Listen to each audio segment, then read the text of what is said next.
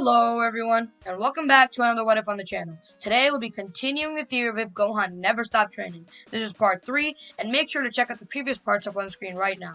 But with that out of the way, you guys are going to need a quick recap of the previous parts. So, previously, the Z Fighters had fought Frieza, killing him. Trunks never came back, resulting in the death of Son Goku. The androids attacked and nearly killed everyone except Piccolo, because Gohan had ascended to the next level, becoming what we know of as Super Saiyan Rage. We start there. Just after Gohan had transformed into Super Saiyan Rage, he ended up attacking the android. And although Piccolo would be in shock of this new transformation, he would realize Gohan isn't himself, but also knowing that this is the only chance they have. He would jump back, ready to give support. But an enraged Gohan would tell him to stand back as he wanted to kill these murderers. Piccolo realized that Gohan isn't himself, so he would take the dead bodies of the others to the lookout. And arriving, him and Kami would have a chat. And Kami would tell him that there's something bigger out there, but that's for later as they need to revive the humans first. Back to the fight though, Gohan would easily be taking on 17 and 18, splitting them up into two. Gohan would take on 17 alone, as 17 is easily being able to get destroyed by Gohan. But 18 then intervened, stopping Gohan from actually ended up killing him. Gohan, though a smart fighter, even though it would struggle a bit more, he's basically toying with them. He would jump in front of them, kicking them both to the side, charging a beam that would split into two, getting behind them, knocking them down to the ground. He would then charge his strongest Kamehameha, evaporating them both in one shot. Even with all their efforts, it would stand no chance. Now back to the lookout though, Shenron would be summoned by Kami, reviving everybody. But there is a problem. Chaozu has been revived by Shenron once before, and Piranha, so there's no way he can be revived. Angrily, Tien, although revived, would stay with Chaozu on King Kai's planet, knowing that they don't really need his help. And if they did, he could always just travel back to Earth from Snake Way. But Kami would then inform the other Z Fighters that decided to come to Earth and could come to Earth that 17 and 18 weren't the big threat. There's something looming in the shadows, waiting to strike. We see a shadow glooming around, looking over a city. He would come over, it would come over, and stab a human, sucking the life out of it. It would then attack the city, and this is of course Cell. The Z Fighters would shortly arrive, seeing the destruction in the city, and interrogating Cell, Piccolo and Krillin would ask him what he is, because they can sense that Cell isn't what it seems.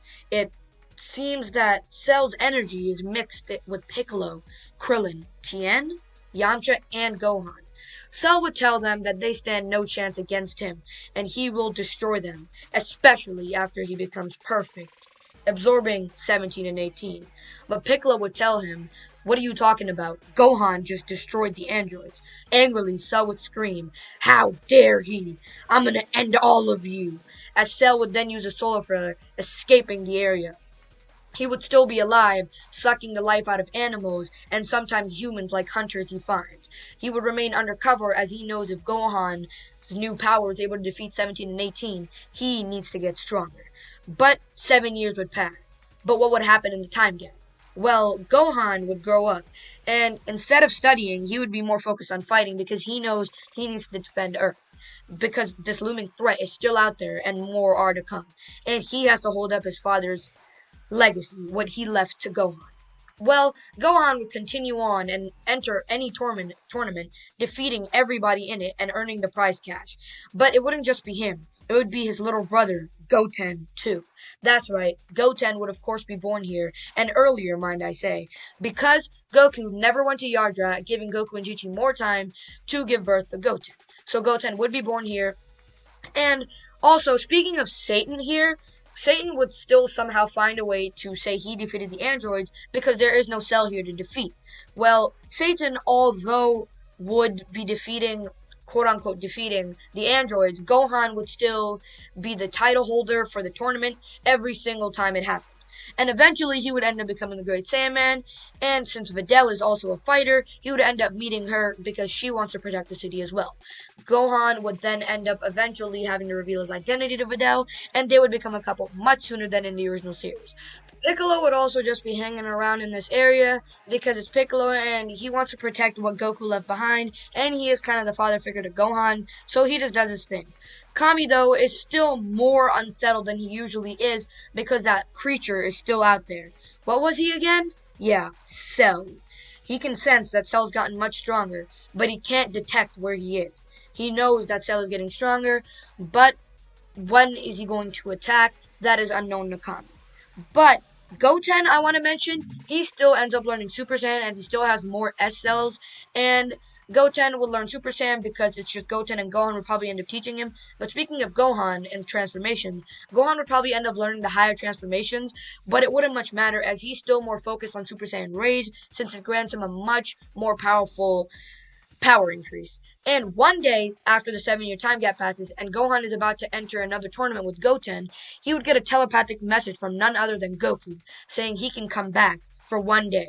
Excited, Goku would tell Chi-Chi and everybody through telepathic messages as well, and Gohan would end up informing them as well, and they would all be excited and go to the tournament stage all together.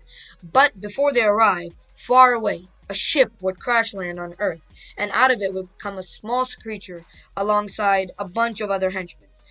Them specifically being Deborah and a few other humans that were taken over by Babidi. They would be looking at something, a creature, Cell. Babidi would look on at Cell, and at first, Cell would attack Babidi, but easily being apprehended by Deborah. Cell would then be told by Babidi, asking him, what does he desire? I desire to be perfect, says Cell. And Babidi says, no issue. Join me, and I will make you perfect. But Cell doesn't believe this. But this is no problem for Babidi because Babidi is this great evil wizard. So after contorting some of Cell's insides, Babidi would look at Cell saying, there, here you are. And Cell would look down at himself, realizing his body has changed. No way, you made me perfect. Babidi would smirk, as Cell would then say, yes, I will repay you. And even if he doesn't end up doing so, Babidi will still be able to take control of his mind, now having a much powerful warrior than maybe even Deborah. And this would end up making Majin Cell. But that's where we're going to leave off for today, guys. Hope you did enjoy this video, and if you did, make sure to like and subscribe. Also, thank you so much for watching, and check out the video up on the screen right now to watch the next one, and I'll see you guys soon. Bye.